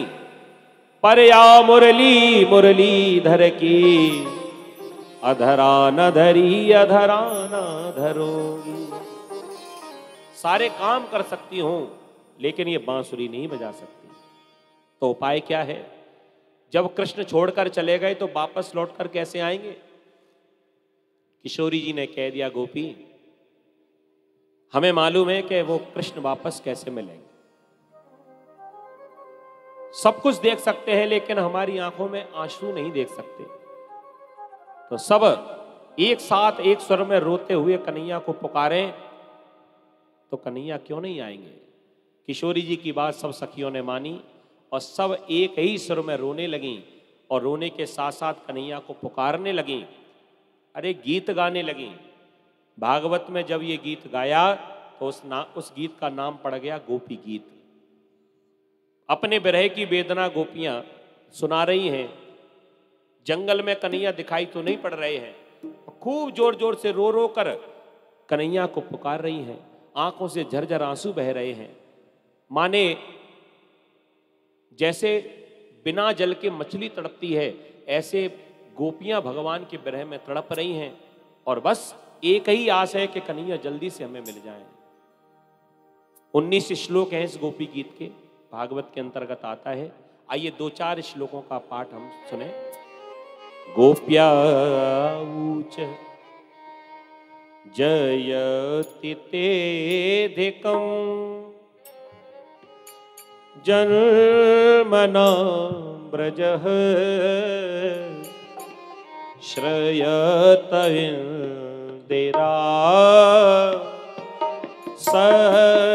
सस्वतत्रहि दयति दृश्यता दीक्षताबका स्तैधता सवा स्वां विचिन्वते शरदुदासये साधुजात सरस जोदरा श्रीमुषादृशा सूरतनाथ ते अशुल्क दाश का बरधने न तो नेह किं बधा पीसे जला पया व्याल राक्षसा वर्षमानुता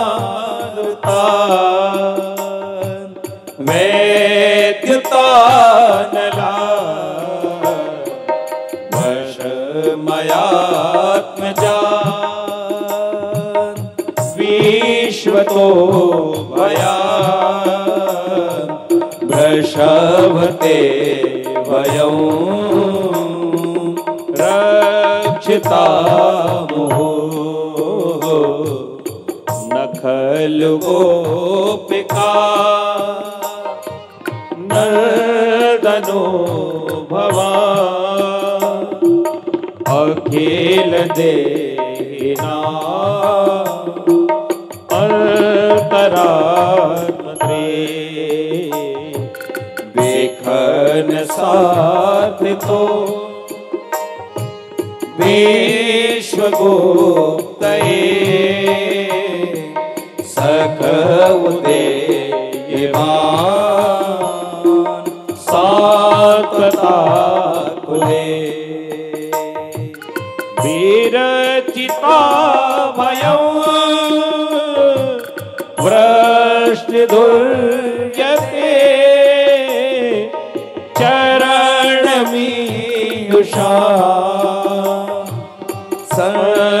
संस्रतेर्भया परसरोरुहं कान्तकामदं शरसि देहिनः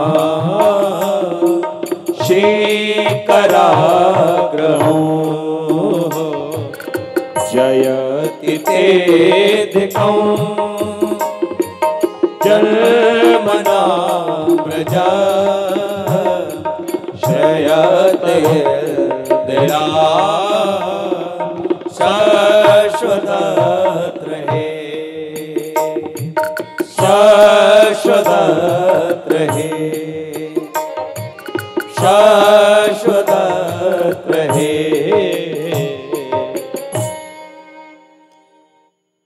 बोलिए कृष्ण कन्हैया लाल की जय। इस प्रकार के 19 श्लोक हैं गोपी गीत में, और ये गोपी गीत के माध्यम से गोपियां भगवान से कह रही हैं कि महाराज जयति तेधिकम जनमनाम ब्रज,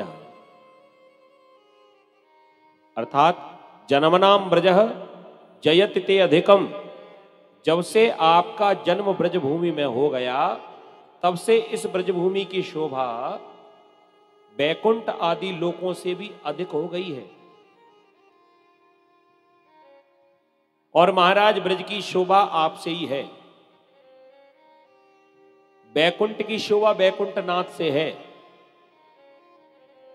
अगर बैकुंठ से भगवान नारायण चले जाएं तो बताओ बैकुंठ का कोई सुख है? और वृंदावन से कन्हैया चले जाएं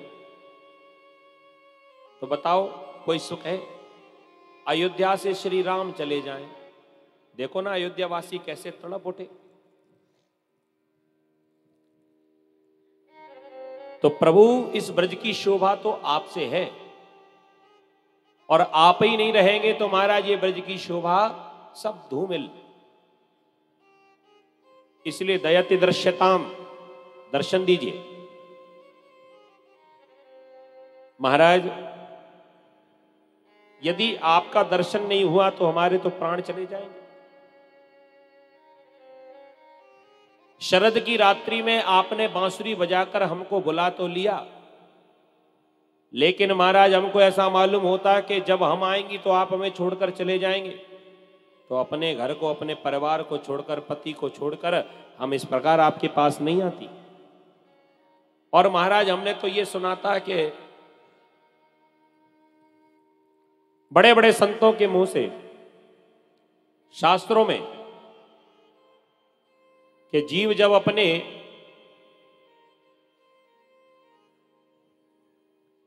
मोह को छोड़ देता है, मोह का त्याग करता है, माया का त्याग कर देता है, परिवार का त्याग कर देता है, तब परमात्मा की प्राप्ति हो जाती है।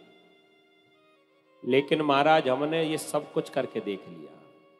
हमने घर छोड़ के देख लिया, परिवार छोड़कर देख लिया, पुत्र छोड़कर देख लिया, मोह ममता छोड़कर देख ली, और सब कुछ छोड़कर जब आपके पास आई तो महाराज आप तो हमें ही छोड़कर चले गए। ये कहां का नियम है? सुरतनाथ ते अशुल्क दासिका। यदि हमसे कोई भूल हो जाए तो हम आपके बिना पैसे की दासी भी तो हैं, और बिना पैसे के दास से काम बिगड़ जाए तो इतना नाराज भी नहीं होना चाहिए। भाई कोई ले दे तो रहा नहीं, सेवा ही तो कर रहा है। संसार में दो प्रकार के सेवक हैं। एक तो है वो सेवक जो बदले में तनख्वाह लेता है, तब काम करता है, और एक वो सेवक है जो भावुक सेवक है, बदले में लेता कुछ नहीं है और निस्वार्थ भाव से सेवा कर रहा है, तो वो निस्वार्थ भाव से की गई सेवा तो ज्यादा बड़ी है। और एक है पैसे वाला नौकर, एक है बिना पैसे का। अगर धन लेकर काम करने वाले नौकर से कोई काम बिगड़ जाए तो मालिक बहुत डांटता है, नाराज हो जाता है। और वहीं कोई निस्वार्थ भाव से सेवा करने वाला सेवक हो और उनसे अगर कोई काम गलत भी हो जाए, बिगड़ भी जाए, कोई नुकसान हो जाए, तो हमने तो नहीं देखा कि मालिक नाराज होता हो। अरे समझा देगा थोड़ा बहुत और कहेगा आगे से ऐसा नहीं होना चाहिए। तो हम भी आपकी बिना पैसे की दासी। सूरत नाथ ते अशुल्क दासिका, बरध निघ्न तो नेह क्यों बधा। यदि महाराज आपको हमसे दूर जाना ही था तो पहले प्रेम क्यों किया? आपने तो हमें जीते जी मार दिया। और प्रेम का मारना ये ऐसा ही होता है। मारना भी दो प्रकार का होता है कथा प्रेमियों।